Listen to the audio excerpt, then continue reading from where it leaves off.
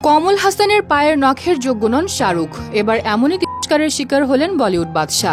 জাতীয় পুরস্কার জয়ী শাহরুখ খান আবারও তীব্র বিতর্কের মুখে। দীর্ঘ বিরতির পর জওয়ান ছবির জন্য সম্মানিত হলেও অনেকে মনে করছেন জাতীয় পুরস্কার তার প্রাপ্য ছিল স্বদেশের জন্য। এই বিতর্কের মাঝে অভিনেতা লিলিপুটের এক মন্তব্য নতুন করে আগুনে ঘি ঢেলেছে।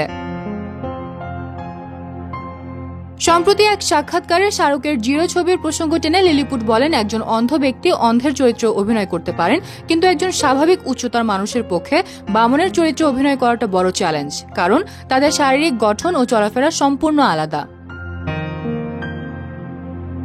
তিনি দাবি করেন, জিরো ছবিতে প্রযুক্তির সাহায্যে শাহরুখকে বামন দেখানো হয়েছে। আমি একজন ডিএফএক্স এ তৈরি মানুষের দিকে তাকিয়েছি, প্রকৃত বামনের দিকে নয়, এমনই অভিযোগ তার। লিলিপুটের মতে এখানে অভিনয়ের কোনো গভীরতা নেই, আছে কেবল বাহ্যিক চমক।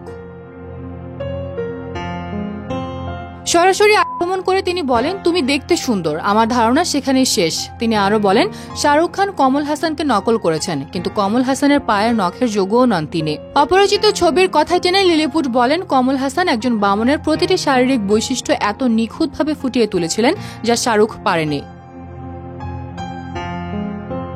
প্রসঙ্গত, আনন্দ এলাই পরিচালিত জিরো ছবিতে অনুষ্কা শর্মা ও ক্যাটরিনা কাইফের সঙ্গে অভিনয় করেন শাহরুখ খান।